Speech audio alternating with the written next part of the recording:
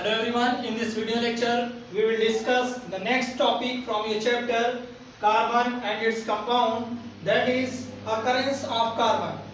Occurrence of carbon में आप पढ़ेंगे कि कार्बन किस फॉर्म में मिलता है. Carbon occurs in nature in the form of free state, in free state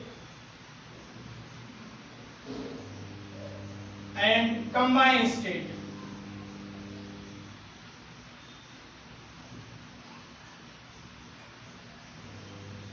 carbon nature में इन दोनों फॉर्म में एग्जिस्ट करता है. फ्री स्टेट में भी कार्बन एग्जिस्ट करता है और कंबाइंड स्टेट में एग्जिस्ट करता है. फ्री स्टेट में आप बोल सकते हो कि as element, as well as combined state में भी एग्जिस्ट करता है. तो आप बोल सकते हो in the form of compound, in the form of compound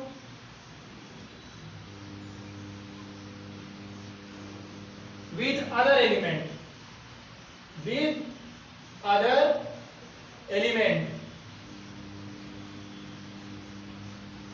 तो इन दोनों फॉर्म में कार्बन एग्जिस्ट करता है. देखो इसको समझो, नेचर में कार्बन या तो फ्री स्टेट में मिलेगा.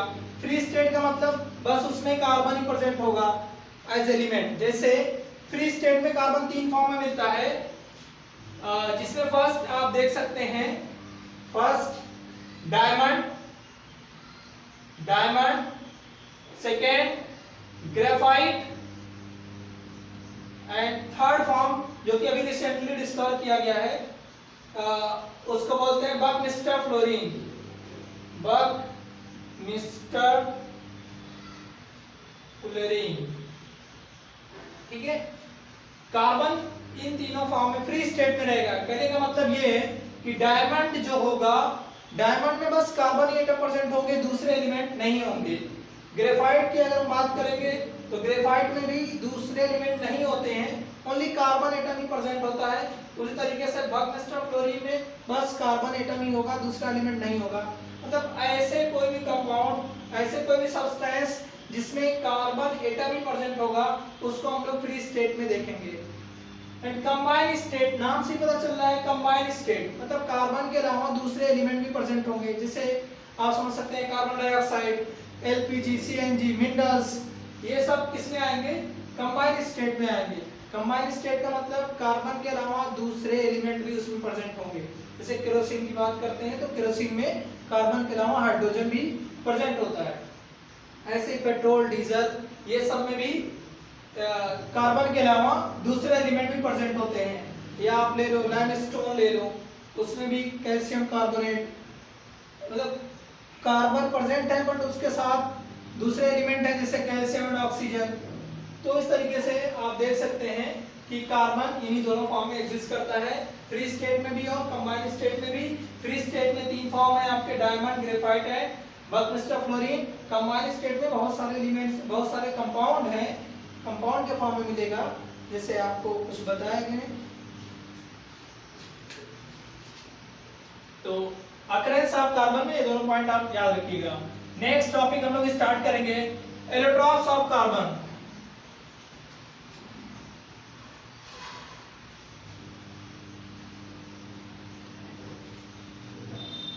Allotropes of carbon, allotropes of carbon. Carbon के एलोट्रॉप्स के बारे में हम लोग पढ़ते हैं. तो पहला पॉइंट यही आता है कि एलोट्रॉप क्या होता है. कार्बन के ही नहीं, बहुत सारे एलिमेंट्स के एलोट्रॉप्स होते हैं, बट आपके सिलेबस में जो कार्बन इट्स कंपाउंड चैप्टर में आपको जो पढ़ना है, कार्बन के ही एलोट्रॉप की स्टडी करनी है. तो कार्बन का एलोट्रॉप क्या होता है कि एक ही एलिमेंट के जो डिफरेंट फिजिकल फॉर्म होते हैं उन्हीं को हम लोग एलोट्रॉप बोलते हैं उस एलिमेंट का. तो आप ऐसा बोल सकते हैं कि the various physical form of carbon is an allotrop of carbon. The various, इसको आप ऐसा लिख लें, the various physical form of carbon is called allotropes of carbon, मतलब कि ऐसे सब्सटेंस जिनमें बस कार्बन एटम ही प्रेजेंट होगा बट उनकी फिजिकल स्टेट दिखने में क्या होंगे, वो डिफरेंट होंगे। There are 3 electrons of carbon, carbon के 3 इलेक्ट्रॉन्स नोन है। इसमें से फर्स्ट है आपका डायमंड, डायमंड। सेकेंड आप देख सकते हैं graphite, and third buckminster fullerene, Buckminster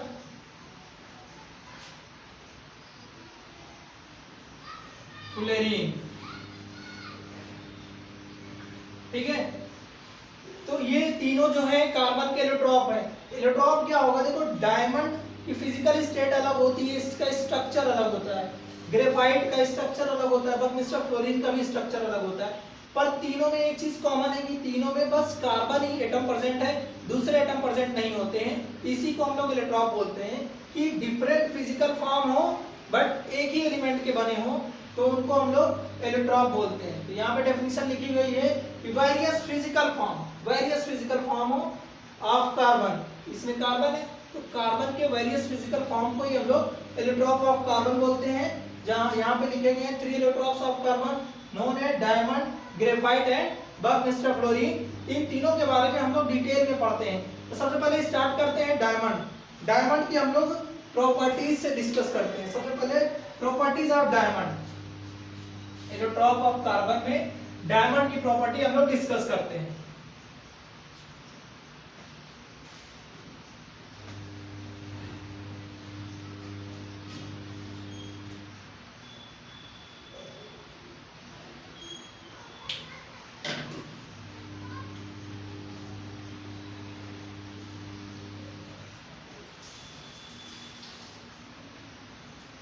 diamond की प्रॉपर्टीज आप ऐसे देख सकते हैं यहाँ पे।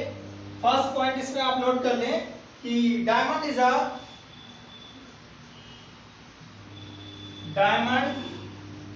Transparent colourless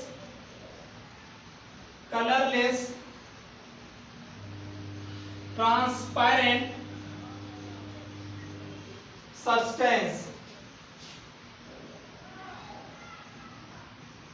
substance having extraordinary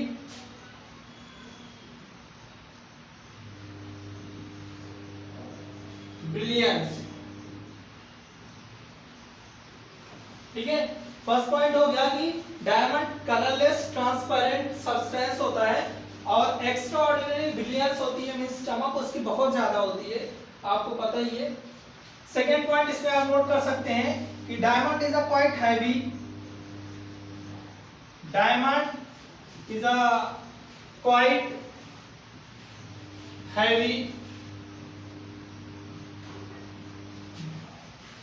next point आप इसमें देख सकते हैं कि diamond is extremely hard,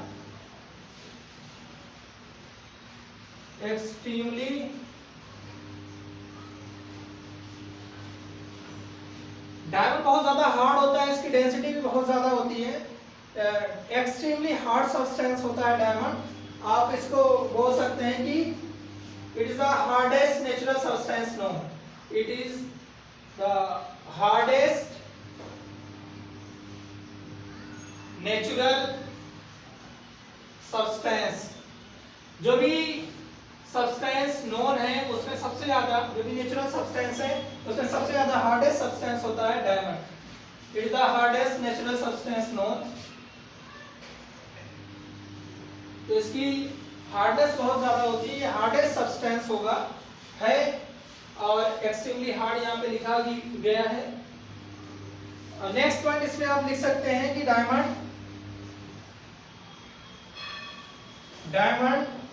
does not conduct electricity,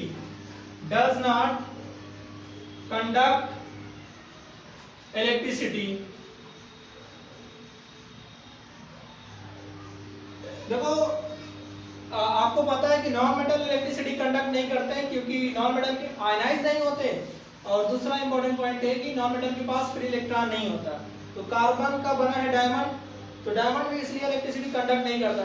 but carbon का जो दूसरा फॉर्म है graphite, second allotrope of carbon, graphite जो है वो इलेक्ट्रिसिटी कंडक्ट करता है।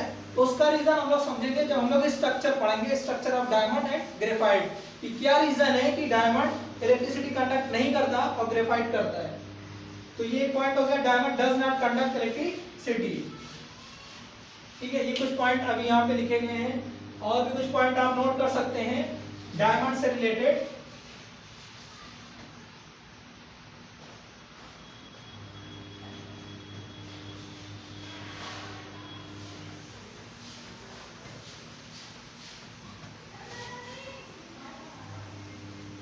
जैसे नेक्स्ट पॉइंट आप देख सकते हैं कि डायमंड अगर कार्बन का बना होता है तो कार्बन को अगर हम बर्न करते हैं तो क्या होता है, C+O2 CO2। तो ये पॉइंट आप लिख सकते हैं कि diamond burns on strong heating, ज्यादा हीट करना पड़ेगा इसको, on strong heating to form carbon dioxide, to form carbon dioxide. ठीक है, डायमंड को अगर आप लोग बर्न करेंगे तो क्या बनेगा, कार्बन डाइऑक्साइड। क्यों, क्योंकि डायमंड जो होता है वो कार्बन का बना होता है, तो कार्बन को बर्न करने का मींस ये हुआ कि रिएक्शन विद ऑक्सीजन। जैसे ही हम लोग डायमंड के ऑक्सीजन के साथ रिएक्शन कराएंगे तो वहां से कार्बन डाइऑक्साइड गैस रिलीज होगी। पर बर्निंग कैसी होनी चाहिए, हीटिंग कैसी होनी चाहिए, स्ट्रॉन्ग हीटिंग, क्योंकि डायमंड की डेंसिटी बहुत ज्यादा होती है तो उसको बर्न करने के लिए बहुत ज्यादा हीट देनी पड़ेगी, तभी वो कार्बन डाइऑक्साइड में कन्वर्ट होगा। अगला पॉइंट यहीं से आप नोट कर सकते हैं कि the carbon dioxide form, the carbon dioxide form by burning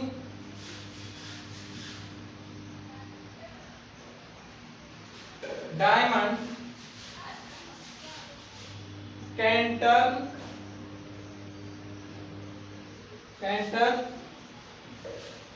lime water milky। क्या बोल रहा है कि जो डायमंड को बर्न करने में कार्बन डाइऑक्साइड गैस फॉर्म हुई है, वो कार्बन डाइऑक्साइड की अगर हम लोग लाइम वाटर के साथ रिएक्शन कराएं या लाइम वाटर में पास करें तो वो लाइम वाटर क्या होगा, मिल्की कर देगा, लाइम वाटर को मिल्की कर देगा। इससे हमको ये पता चलेगा सिंस डायमंड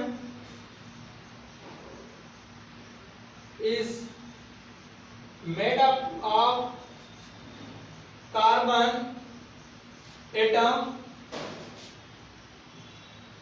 ओनली, ये कार्बन एटम का ही बना होता है। इस पॉइंट को हम लोग समझते हैं।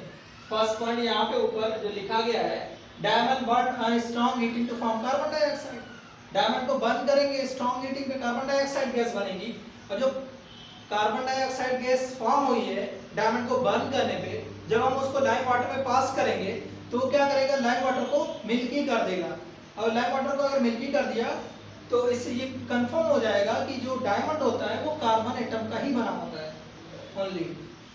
तो इस चीज को हम लोग समझते हैं। जैसे सपोज करो कि आपके पास कोई सब्सटेंस है एक्स, आपको नहीं पता कि ये डायमंड है, अभी ये या डायमंड ही है, पर आपको नहीं पता है कि ये किस एलिमेंट का बना हुआ है, इसमें क्या चीज है, ये नहीं पता है। हम लोग क्या करते हैं, इस एक्स को बर्न करते हैं। बर्न करने का मतलब ऑक्सीजन के साथ रिएक्शन कराते हैं। तो जैसे ही एक्स को ऑक्सीजन के साथ रिएक्शन कराते हैं तो कोई गैस रिलीज होती है, ठीक है, तो गैस रिलीज हुई, और उस गैस को क्या करते हैं, जो गैस रिलीज हुई है उस गैस को हम लोग लाइम वाटर से पास करते हैं, CaOH का होल ट्वाइस, इससे पास करते हैं। जैसे इस गैस को हम लोग लाइम वाटर से पास करते हैं तो क्या होता है, जो सॉल्यूशन होता है वो कैसा मिलेगा आपको, मिल्की मिल जाता है, ठीक है। तो आप सोचोगे कौन सी गैस लाइम वाटर के साथ मिल्की कलर देगा। मिल्की कलर आने का मतलब क्या फॉर्म हुआ है, कैल्शियम कार्बोनेट।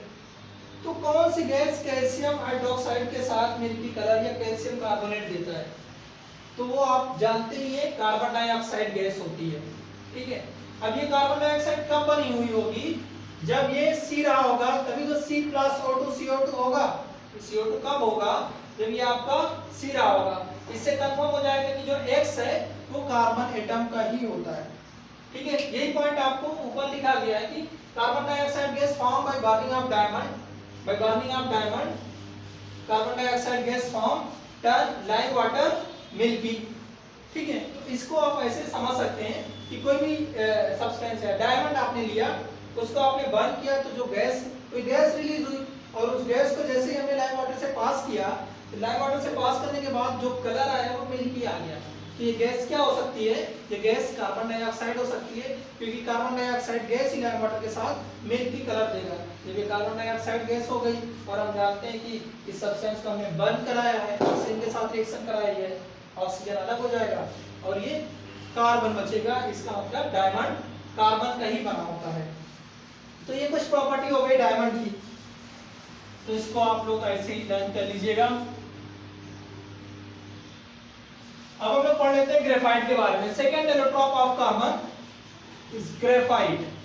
ग्रेफाइट की कुछ प्रॉपर्टी हम लोग डिस्कस करते हैं।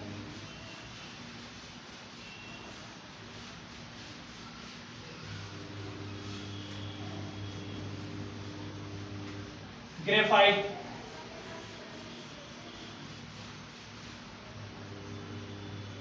तो इसमें फर्स्ट पॉइंट आप नोट कर लो कि ग्रेफाइट इज अ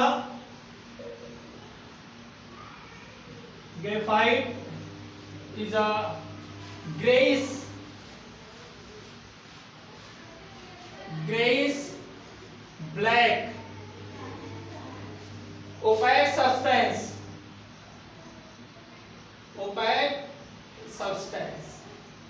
कैसा होता है ये graphite? Greyish black opaque substance होता है।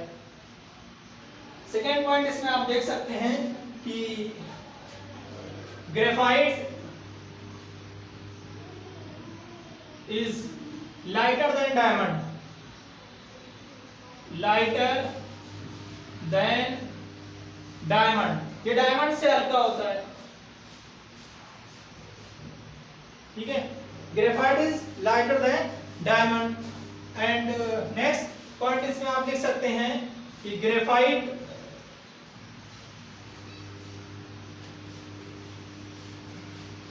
is a soft substance and slippery to touch,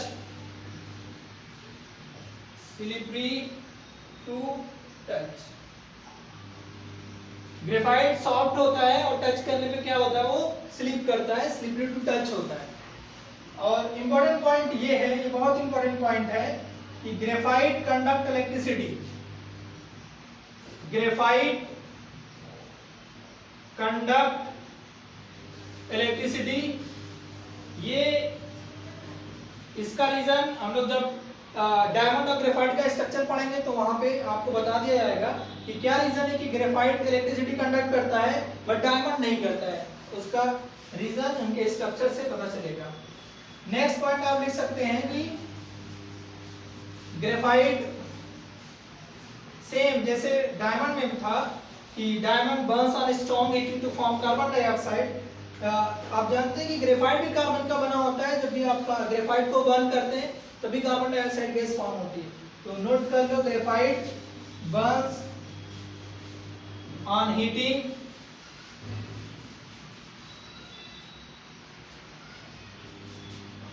to form carbon dioxide. ठीक है, तो जब भी आप ग्रेफाइट को बर्न करते हैं तो वहां पे कार्बन डाइऑक्साइड गैस रिलीज होती है। तो सेम पॉइंट आप लास्ट वाला भी आप ऐसे नोट कर सकते हैं जैसे आपने डायमंड में किया था कि carbon dioxide gas form by burning of diamond. Diamond में जो किया था आपने, carbon dioxide gas form by burning of diamond turn lime water milky.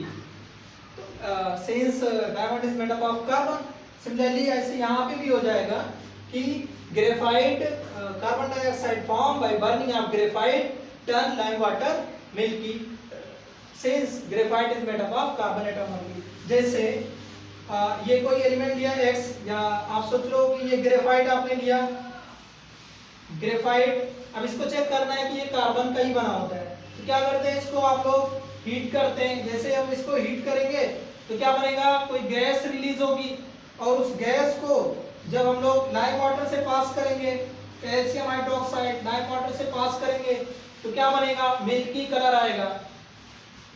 Milky colour आया मींस कैल्शियम कार्बोनेट फॉर्म हो गया। ठीक है, तो आप सोचो कि लाइम वाटर के साथ कौन सी गैस रिएक्ट करके मिल्की कलर फॉर्म करती है, या कैल्शियम कार्बोनेट फॉर्म हो रहा है, कार्बोनेट फॉर्म हो रहा है। इससे भी आप बता सकते हैं कि ये गैस क्या रही होगी, कार्बन डाइऑक्साइड गैस रही होगी।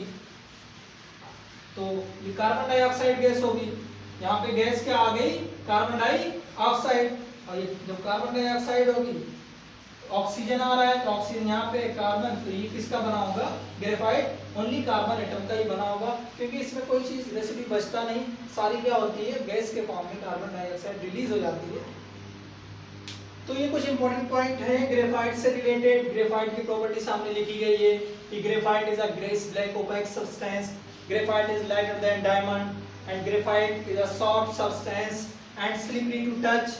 नेक्स्ट पॉइंट लिखा गया कि ग्रेफाइट कंडक्ट इलेक्ट्रिसिटी। उसके बाद हमने पढ़ा कि graphite burns on heating to form carbon dioxide, and also last point आप नोट कर सकते हैं कि the carbon dioxide gas form by burning of graphite can turn lime water milky, since graphite is made up of carbon atom only। जो कि आप ऐसे भी समझ सकते हैं कि ग्रेफाइट लिया, उसको आपने बर्न किया, बर्न करने का मतलब ऑक्सीजन के साथ रिएक्शन कराई, कार्बन डाइऑक्साइड गैस फॉर्म होगी। या नहीं पता आपको कौन सी गैस इनिशियली फॉर्म हो रही, तो जो गैस फॉर्म हो रही है उसको आपने लाइम वाटर से पास करा दिया, मिल्की कलर आया। अगर मिल्की कलर आता है तो गैस कार्बन डाइऑक्साइड होगी। तो गैस कार्बन डाइऑक्साइड आपने, आपको पता है कि कार्बन डाइऑक्साइड गैस कब बनेगी, जब ये C होगा, ये O2 होगा, इसका मतलब ग्रेफाइट कार्बन का ही बना होता है।